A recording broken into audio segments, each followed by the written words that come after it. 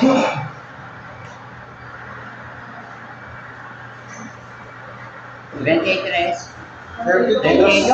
na naman, napakasipag yung 30. Tulog na naman. Ito na talagang galing magpatulog na yan. Tinapatan?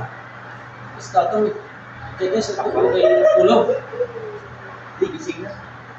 30 gusto ako 4 mo ka na. Baka doon na naman 4 yan. Hindi malayo. Nasa loob eh. Cheater! Ayop na yan. Nakakita ko na sa motor kanina. Pati na yan.